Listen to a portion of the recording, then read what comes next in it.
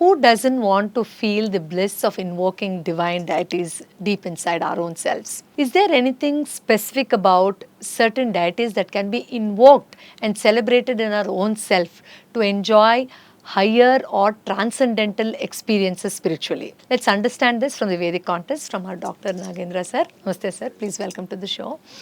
Sir, in the last few episodes, we were talking about the divine bliss that we can all experience and the awareness with which we can work through this. In this episode today, can we know a little more about the divine deities that's been mentioned in Vedas? I understand it is way too vast for us to cover about all of them in the episode, but then can we get a little introduction about, is it really possible to invoke the deity's energy within our own selves? If there is a possibility, then how is it possible and how do we really witness it? I understand the essence of chanting Vedic mantras and the experiences that we get through them, but then when it comes to a deeper level of experience, how do we really feel it? How do we understand? And how can we substantiate that with our own experience, that there's some divine thing that's been experienced deep within?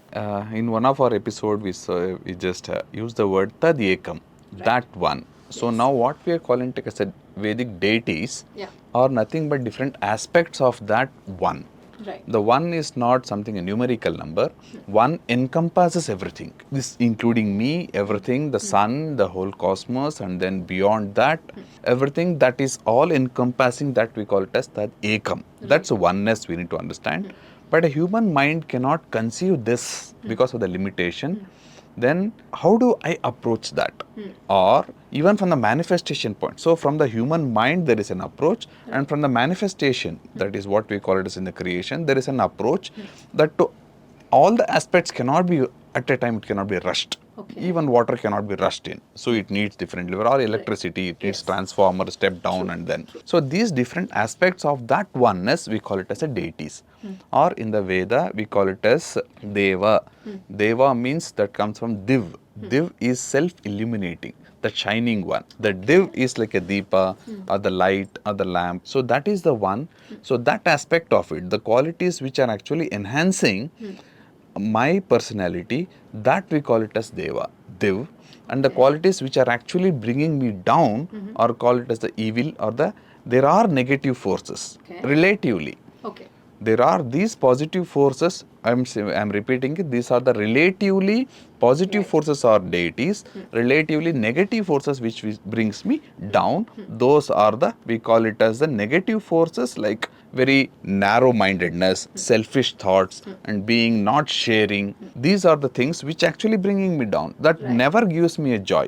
All the things which gives me joy are these positive forces, when I give, when I share, when I live with that, when I laugh, or when I feel broad. So these are the ones. That's where we call it as the deities. Right. So in the Vedas, they are mentioning about many deities, but the highest one, it's called as the Surya or Savitru. The Surya is the static force, Savitru is the dynamic that's coming in, coming force. And similarly for Earth, we have the sun. Okay. So that's why that sun is represented for us on Earth as the supreme. Right. So even the Surya mantra when we say, but there is a controller for the sun also. Right. So that is the highest what we are talking in this. Okay. Now coming back to these deities, what are they actually doing? So these are if you put in terms of human qualities, and these are not imaginary or abstract. Okay. These are the definite concrete forces that will work. Okay. Something like, if I want to come here, I should have my will, and then I should be, along with the will, I should make an effort to come here. True. So this will power, the will is something I want that, and then I work on that. Right. This aspect of that, this we know it's a very common thing. Unless I have a willpower, I'll not do anything. Anything. Yes. So this aspect is represented as Agni. It is not Agni that is giving willpower. Okay. The aspect within me which is giving, which is igniting my willpower, that's the ignition. Agni is not the same ignition, Agni are also very similar. Even in a vehicle, automobile, that's called ignition. Yes. Okay. That it ignites and then it starts moving. If there is no ignition, it doesn't move. But we have always understood it the other way, we thought it's the deity which is bestowing something to us, or there's another specific energy which is making us experience certain negativity. But this way of understanding is completely new for most of us, because you said there's something that is invoked through us and by us, and the reflection of that you can call as a deity, if I've got it right, isn't it? Definitely, yes. So, in this same perspective, can we understand the other divine energies as well, where the Vedas has mentioned or probably assigned different deities to invoke divine qualities? Definitely, we can try to touch upon few, and these are all we already experienced these things. Something like from I make an effort, that is Agni, that is allowing me to move, and then it is not just one-sided.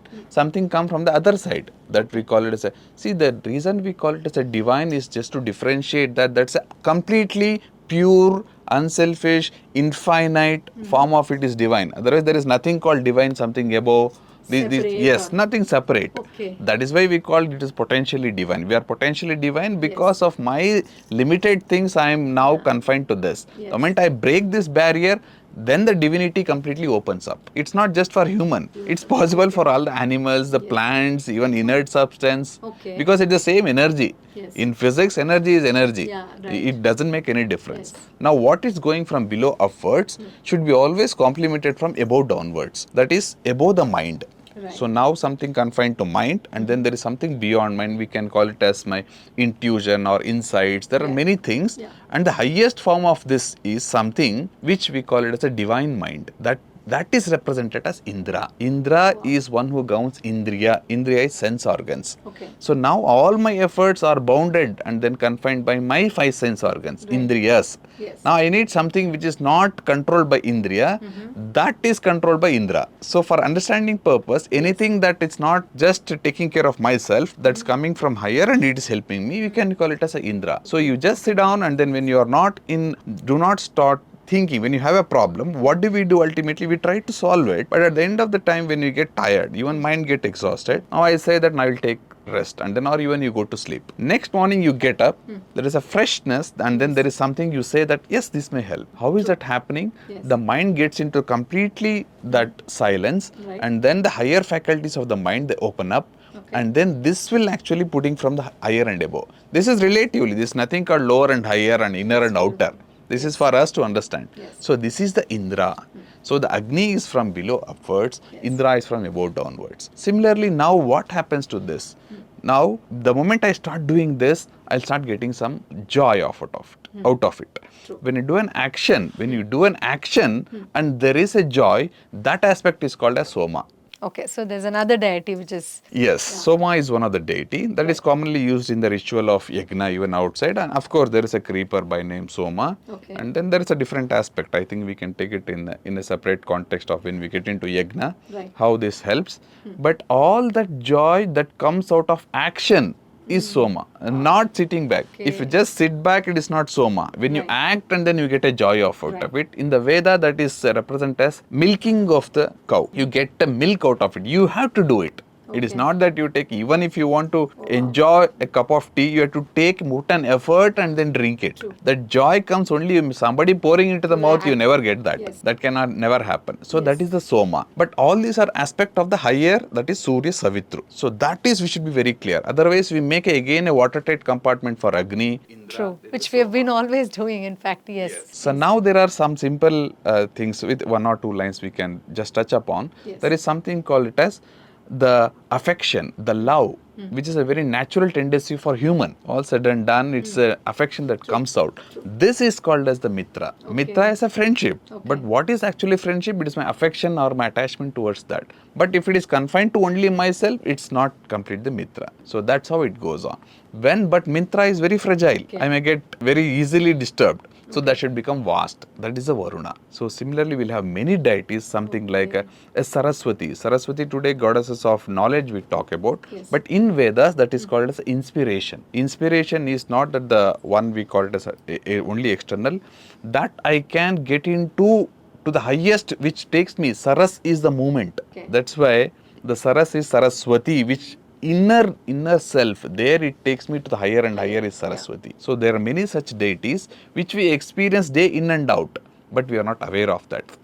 The moment I became aware, I would say the finer form of awareness is consciousness. To put in very simple terms, I become aware, that means I become conscious. In fact, we were talking about awareness in the last episode. Yes. So now I become aware of this deity, then that becomes my consciousness. I'll start working on that. That deity starts, that deity is that quality, Deva. Deity is that nothing but the Deva. The quality actually starts manifesting more and more. The seed form, it's like it's a sprout and then it's becoming a plant and it starts becoming a big tree and it starts giving the fruits. Now this fruit again I need to give it back to the whole creation in terms of humanity or whatever. So that brings all these deities. This is where the Vedic rishis were able to see, and that's the reason they were able to have that very much most simplistic life. Today we call it as something aesthetic or something as a poor. That we don't differentiate between simplicity and the poverty. We cannot differentiate because our way of looking at it is different. This sounds so simple yet so profound. So most of the things that you said is awakening the innate divine qualities that is existing within our own selves, which can be expressed in form of these deities, which the Vedic mantras are very clearly mentioned about.